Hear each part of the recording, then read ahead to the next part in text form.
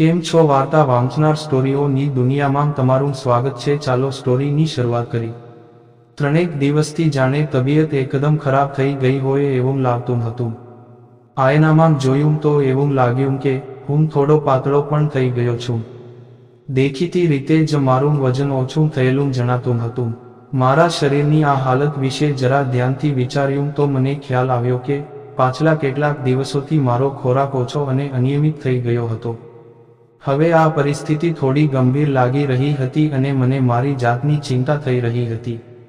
જાતની ચિંતા થાય એટલે સ્વાભાવિક જ મને એની યાદ આવે। અમારું બ્રેકઅપ ભલે થયું હોય પરંતુ હું એને મારાથી અલગ તો નહીં જ સમજી શકું ને।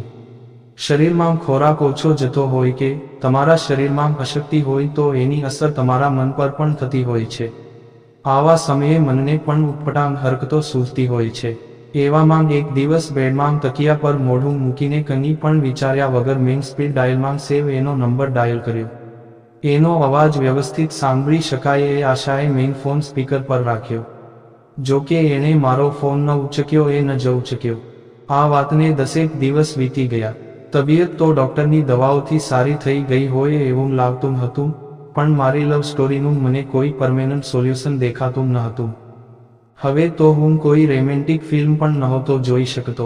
આવી કોઈ ફિલ્મ જોતાં જ મને એની યાદ આવવા લાગતી અને ફરી હું ખૂબ બેચેન થઈ જતો। ટેલિવિઝન પર ચાલતી ફિલ્મોના દૃશ્યોમાં દેખાતી અભિનેત્રીઓના ચહેરાઓમાં પણ મને એની જ પ્રતિકૃતિ દેખાતી। આવું થવાને કારણે ક્યારેક તો હું રડમસ થઈ જતો। હવે તો ધીરે ધીરે આ બધું સહન કરવાની મારી ક્ષમતા પણ ઘટી રહી હતી। હું બહુ પ્રેક્ટિકલ અને મેચ્યોર છું એવું સાબિત કરીને પણ હું થાકી ગયો હતો। મને લાગતું હતું કે આ બેચેની જરૂર મારી પાસે કોઈક નવાજૂની કરાવશે, અને થયું પણ એવું જ। એક રાત્રે મને વિચાર આવ્યો કે હવે તો આ પાર કે પેલે પાર, પણ મારે એને કોઈ પણ ભોગે મળવું જ છે। બીજા દિવસે સવારે ઉઠીને સૌથી પહેલા મેં બેગ પેક કરી અને રિઝર્વેશન વિના જ બેંગલુરુ જતી ટ્રેનમાં હું બેસી ગયો।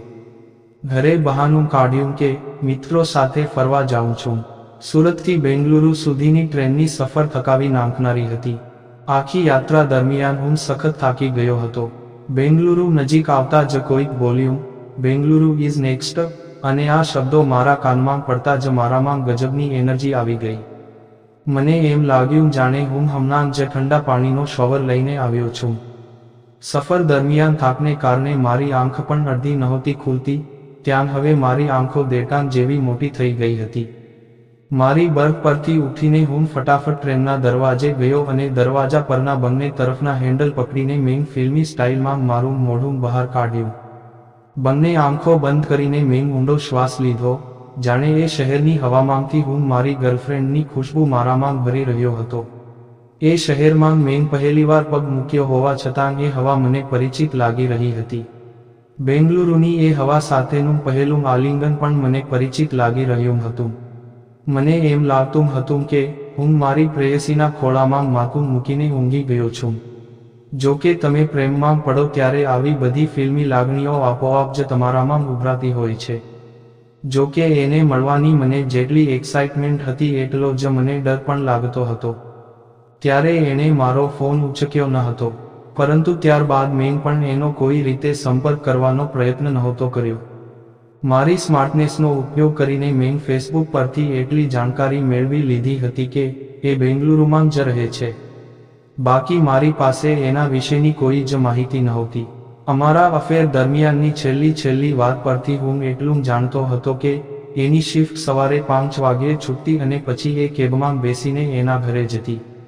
મારી ટ્રેને મને રાત્રે 12 વાગ્યે બેંગલુરુના સ્ટેશને પહોંચાડ્યો।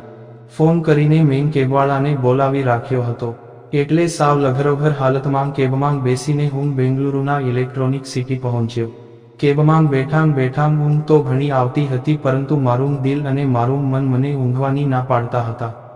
એ શહેરમાં મેં કશું જ જોયું ન હતું અને વળી રાતનો સમય હતો એટલે વાતાવરણ ઘણું ડરામણું પણ લાગી રહ્યું હતું। કેબવાળાને મોટી રકમ ચૂકવીને એને મેં મારી સાથે જ રાખ્યો હતો। આશરે 1:30 વાગ્યે અમે ઇલેક્ટ્રોનિક સિટીમાં પહોંચ્યા અને ઇન્ફોસિસના ગેટની સામે જઈને ઊભા રહ્યા। 3 કલાક પછીનો એલાર્મ મૂકીને હું કેબમાં જ ઊંઘી ગયો। 3 કલાક બાદ 4:30 જ્યારે હું ઉઠ્યો ત્યારે એને મળવાને માત્ર અડધો જ કલાક બાકી છે એમ વિચારીને મારા ઊંઘરેટા ચહેરા પર એક સ્મિત રમી ગયું. પીવાના પાણીથી મોઢું ધોઈને સૈનિકની જેમ હાથમાં ચોકલેટ્સ લઈને હું ઇન્ફોસિસના ગેટની સામે તૈનાત થઈ ગયો. સવારે બરાબર 5 વાગ્યે એ મેડમ પોતાના ફોનમાં માથું રાખીને ગેટની બહાર આવ્યા. મોબાઈલમાંથી એની નજર ઉપર ઉઠી ત્યારે સદનસીબે હું જ એને દેખાયો. અમારા બંનેની નજર મળી. મને જોઈને એનું મોઢું ખુલી ગયું. મને જોઈને એ સીધી મારી તરફ જ આવી. મારી પાસે આવીને એ અટકી એટલે મેં સીધી એને એક જ વાત કહી. બ્રેક કરીને પસ્તાવો થાય છે. જેવી રીતે આજે આવ્યો છું એવી જ રીતે બીજી વાર પણ આવીશ અને તને મળતો રહીશ. પણ આ અલગ થવાનો આપણો આઈડિયા ફ્લોપ છે.